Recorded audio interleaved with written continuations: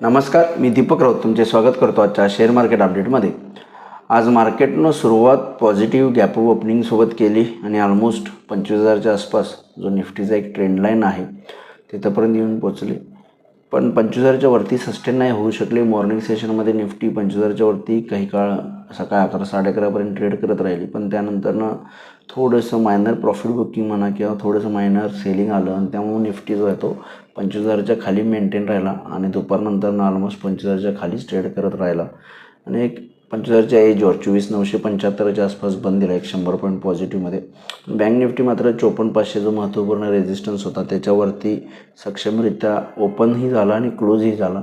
Bank Nifty तो maintain ठेवू शकला गेन, पण निफ्टी थोडासा मायनर खाली आहे, पण ओव्हरऑल ट्रेंड लाईन जो आहे निफ्टीचा लाईफ टाईम हायपासून तो निश्चित स्वरूपात जे आहे तो क्रॉस करून निफ्टी त्याच्या अबाव फ्युचर्समध्ये ट्रेड करत आहे। मला वाटते उद्याच्या सेशनला निश्चित निफ्टी जो आहे तो जर 25,050च्या वरती मेंटेन राहिला तर 25,200 ते 25,250पर्यंतसुद्धा उद्याच्या सेशनला निफ्टी जाऊ शकते। त्यामुळे उद्याच्या सेशनमध्ये निफ्टी ट्रेड करायचा असेल 25,050च्या वर सस्टेन राहिला, जो आजचा हायसुद्धा आहे त्याच्या आसपास तो क्रॉस केला आणि मेंटेन राहिला तर 25,250पर्यंतची एक चांगली रॅली निफ्टीमध्ये येईल।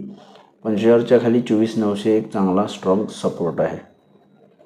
बँक निफ्टीमध्ये 54,500च्या अबाव मेंटेन आहे, तोपर्यंत 55,000पर्यंत जाण्याची चान्सेस आहेत, शक्यता आहे। बँक निफ्टीमध्ये सुद्धा अप्पर साईडच दिसते। 54,500च्या खाली आला तर थोडंसं मायनर डिक्लाइनिंग येऊ शकते, पण मला वाटतं निश्चित उद्या bank Nifty further upside momentum देतील याचे चान्सेस आहेत, कारण थोडंसं ट्रेंड लाईन ब्रेकआउटच्या वरती निफ्टी बँक निफ्टी दोन्हीही जे आहेत ते क्लोज दिलेले आहेत।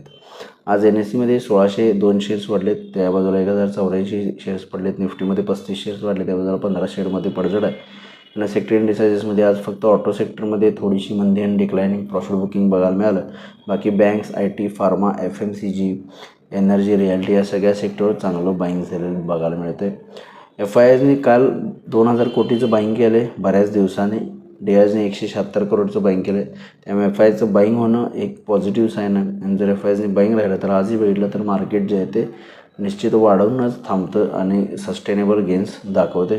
त्यामुळे जर FIIचं बाईंग आलं तर निश्चित निफ्टीला फर्दर अपसाईड आणि अपवर्ड मोमेंटम येऊ शकतो। ग्लोबल मार्केटचा आढावा घ्यायचा तर युरोपियन मार्केट्स पॉझिटिव्ह आहेत, 0.5%। डाव फ्युचर्स 20 पॉईंट मायनस आहे, फ्लॅट आहेत सध्या, पण ओव्हरऑल काल डाव जोन्समध्ये चांगली तेजी आहे, नवीन लाईफ टाईम हायच्या आसपास बंद आहेत आणि फर्दर पॉझिटिव्ह ट्रेड टेरिफ्सला घेऊन ट्रम्प यांनी ट्विट केले की भारताशी निगोसिएशन्स लवकरात लवकर सुरू होतील। मोदींनी त्याला सकारात्मक रिप्लाय दिला आहे। मला वाटतं निश्चित येणाऱ्या काळामध्ये जर टेरिफ वॉरवर निगोसिएशन्स सुरू झाले तर मार्केटसाठी ते एक खूप मोठं पॉझिटिव्ह होईल आणि जी मार्केटला अपेक्षित रॅली आहे ते आपल्याला येणाऱ्या नजीकच्या काळामध्ये निश्चित बघायला मिळेल। तर बघा मार्केट उद्या कशा पद्धतीने बिहेव होते। माझा व्हिडिओ ऐकला त्याबद्दल धन्यवाद। माझा व्हिडिओ जास्तीत लाईक करा, शेअर करा, माझ्या चॅनल सबस्क्राईब करून डेली अपडेटसाठी बेल आयकॉनला क्लिक करा। धन्यवाद।